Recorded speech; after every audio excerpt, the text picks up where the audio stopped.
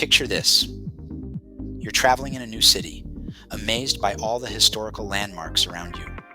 Suddenly, you find yourself curious about the stories each of these places holds. It's at that moment you realize pulling out your phone to Google and find the information interrupts the magic. But what if there was a better way? I'm Rafi, and welcome to the AI Lib. We're witnessing a fascinating trend. More and more young founders are dropping out of college to pursue their passions in the world of AI. They see something many of us might not immediately recognize. Why wait to graduate when you can be at the forefront of the next big innovation? You're seizing a unique opportunity. In the AI world, everyone is starting from scratch. There are no veterans with decades of experience in large language models. It's a field where speed and learning matter more than years of experience. A lot more founders are dropping out of college to start working on AI. Because they don't want, there's a FOMO. Yeah, there's like an actual and usually it's so funny, my interview question is almost always like, what's the rush? Like, why do you want to drop out of college? Like, why don't you just graduate? Because it makes a lot more sense to graduate and then do a startup. And the reply is usually like, well, this might actually be like a once in a lifetime opportunity. And I think I actually agree. And the other cool thing is that this is an opportunity where college students are particularly young founders are particularly well positioned to work in it, because nobody has there's no one walking around with 4 years of LLM experience. Yeah. So everyone is starting from the same playing field, and so if you can learn fast, you're going to be at the same level as everybody else. And this is where young founders shine. They're in the right place at the right time, ready to embrace these opportunities with full force. These university students are incredibly well positioned. Innovation is within everyone's reach, and with the right mindset, anyone can become a pioneer. For instance, did you know that 2 years ago, only 10% of Y Combinator participants were university students? Today, that number has tripled to 30%. That's because AI is transforming the landscape in such a way that these young founders are navigating a maze of possibilities. At first, it can seem confusing and intimidating, but the reward is worth every twist and turn. Every idea is a new entry into this maze, and while many may end up at dead ends, those who persist often find the path to the pot of gold, the perfect product market fit. 2 years ago, only 10% of the YC batch was college students, and now it's 30%. What's changed in the last 2 years? Why did we triple the number of college students? Why is this happening now? All right, do you want to take this? The clear thing is AI. The moment is now, because AI has completely changed everything. And one of the ways it advantages everyone here is there are just more ideas to work on than ever. And so one thing we often find is younger founders come to us and you haven't quite figured out the right idea yet. And we spend a lot of time during a YC batch helping you find the right idea. And what we've just found is that there's so many good AI ideas right now that we can help you find good ones. So it's just a disproportionately good time as a college student to start a company. In our group office hours, I was talking to someone about this crazy idea called the idea maze. And it's very useful because you're at the beginning, you're staring at a maze that you don't even know what's going on inside of it. When you start your company, you're gonna start shipping features and sort of exploring that maze. And at the end of the maze, what you're trying to do is find that pot of gold, the product market fit. And the tricky thing is most startups end up in a dead end that piles up a whole lot of dead bodies. Now, most people out there who have not been around startups might say, because there are so many dead bodies, you shouldn't even start. It's a rigged game. And so what's happening right now is that someone took all the walls in the maze and moved them around. And you could be the first person to find out there's no wall there now, and we're gonna stroll right through. Of course, there are risks, but as the saying goes, nothing ventured, nothing gained. And the rewards can be incredible, especially when you have tools for prompt engineering at your disposal. Tools that allow developers to create, test, and optimize their ideas quickly. That's right. And an area I've seen that come to play is developer tools for prompt engineering. I've been seeing these sorts of tools are getting uptake. It's ability to chain together different prompts and test your prompts and see the second order effects. And actually, a lot of college students are the people who are just like playing around with like prompting models and seeing what comes out. And it's a really easy startup idea for them to like just build the tools that they want. And like the tools that they want are literally setting like the standard for what every developer should want. Like I know a lot of the headlines are all around like AGI and all of the fancy stuff, and then the really cool demos of like multimodal AI, like AI generated video and this kind of stuff. The stuff that I've seen in the batches that's actually taking off is a little bit more mundane.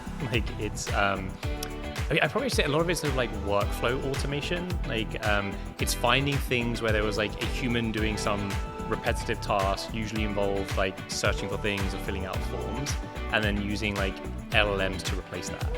It feels very obvious to us, the people who work at YC, that this is an amazing opportunity. There's so many jobs in the world that are basically very mundane information processing, typically stuff that's like hidden in some back office somewhere where there's somebody who's just like reading stuff and summarizing it, re-entering it from one system into a different system in like a slightly different format. And it's such a perfect fit for LLMs. LLMs are like perfect for this job. And yet we actually don't get that many applications for people working on this. And there's a lot of founders out there who are searching for a great idea. So if you're out there and you're looking for a great startup idea and you want to do something in AI, like this is a good place to like look into. But how did we get here, and what can we actually do?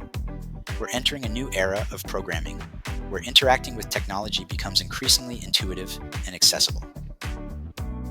Let's take a look at the evolution of programming languages, from Planck-Alcool to COBOL in the 60s to Python in 1991. Up until now, in order to create software, you had to be a professional software developer.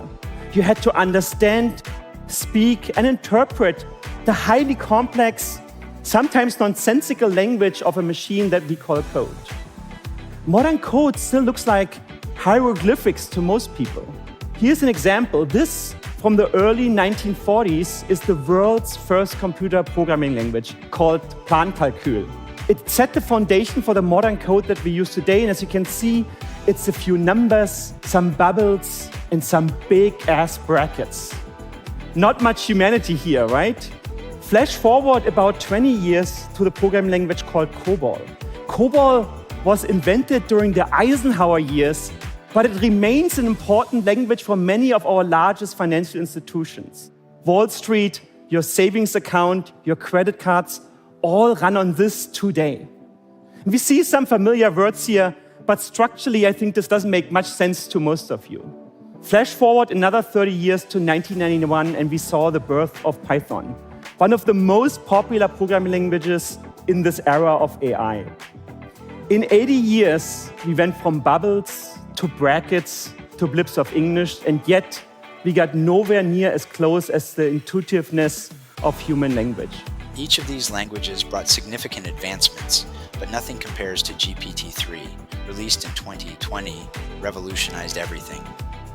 And with it came GitHub Copilot, a tool that bridges gaps and makes programming more accessible than ever. But then came June 2020, and we got early access to OpenAI's large language model, then called GPT-3. It was COVID. We were all on lockdown. I remember we were on a video call together. We fed random programming exercises into this raw model, and like magic, it solved 93% of them during the first few takes. We at GitHub recognized we had something remarkable in our hands, and we quickly turned around a novel developer tool called GitHub Copilot, an AI assistant that predicts and completes code for software developers. Copilot is now the most adopted AI developer tool on the planet. The age of programming has been reborn. But the possibilities of the breakthrough went further than just these business results. Because the large language models that power ChatGPT and Copilot are trained on a vast library of human information. They understand and interpret nearly every human language, every major human language. They seem to get us. We have struck a new fusion between the language of a human and a machine. With Copilot, any person can now build software in any human language with a single written prompt. Goodbye to the bubbles and the big-ass bracket. This is the most profound breakthrough to technology since the genesis of software development itself. And so for the first time ever on stage, I'm going to show you a new product that we call Copilot Workspace that does exactly that. So here's my workspace, and you can already see there's not an editor anymore. I can just see a task, and I can enter a task. And so now I have my Lego brick. I want to now expand the Lego brick into a Lego house. Stack the bricks in the shape of a Lego house. And I can do that also in German and in other languages, but for now, let's stick with English. I can save my task, and now what happens is that Copilot Workspace analyzes what I already have and then describes what it proposes to me. Basically, it reframes my ask into a plan or a specification. And so you can see here, it's all in natural language. It uses some file names, of course, but there is no code here. It's all describing it in English. And I can actually go into this and edit it and can make changes to this line, or I can go down here and add another item if I feel like the plan is not exactly what I want. I can go a step further and generate a plan, and now an agent runs through all my files I already have and figures out how do I need to modify those files, or do I need to add files to my repository. So it wants to add a create Lego house function and call the create Lego house afterwards. Looks good to me, so let's implement this. And now Copilot uses my task, my specification, my plan to write code for me. You can see here's 2 files are queued, the public Lego brick.js file, and boom, there's already my code written for me, right? I didn't have to touch code. I didn't have to even know what code is. Now I see here there's, it imports some new line into my file and has written, lots of code here that does those changes. So you want to see what that looks like? Did we get a Lego house? So here's a button that lets me open a live preview, so I can do this. And now the bricks fall from the sky and I have a Lego house. And, this is not a picture, right? This is, yes, thank you. This is all live. This is the power of code. This is the power of streaming my creativity into reality with natural language. Now let's do a mental exercise. Imagine you have an idea for a business model. Instead of letting that idea slip away, you talk to your AI assistant, sketch your vision, and before you know it, you have a working prototype. So right now I want you to imagine something. Let's say you're traveling in a new city and you're walking around and seeing these magnificent landmarks, but you're interested in the stories around these landmarks.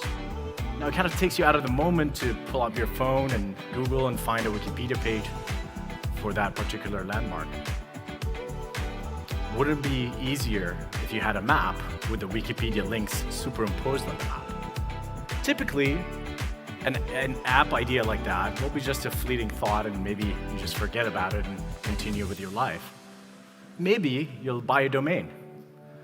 And I know I've been guilty of buying tons of domains that never turn into anything. But in the world that I'm envisioning, you could actually do something about it in that moment. You pull out your phone and you talk to your AI assistant. And the AI assistant is not just a passive listener. It's going to start brainstorming with you. It's going to make connections. It'll find projects you've worked on in the past that kind of look like this idea. And let's say you want to give a clearer picture. Well, pull out a napkin, draw a mock, snap a picture, and boom, you send it to your agent. Let's start strategizing and thinking of a roadmap. Now, you don't have a lot of time to chat with it. You're on the go. So you send it a voice note. Now you head home, and you have a prototype. You have a tangible thing that you could actually play with. You have a starting point to make an application out of. Do you get the point? There is a unique moment in history where AI tools can help you, at the very least, take an idea off the drawing board and test it. But not just that. There is a sea of opportunities to create simple solutions for everyday problems, as mentioned by the folks at Y Combinator.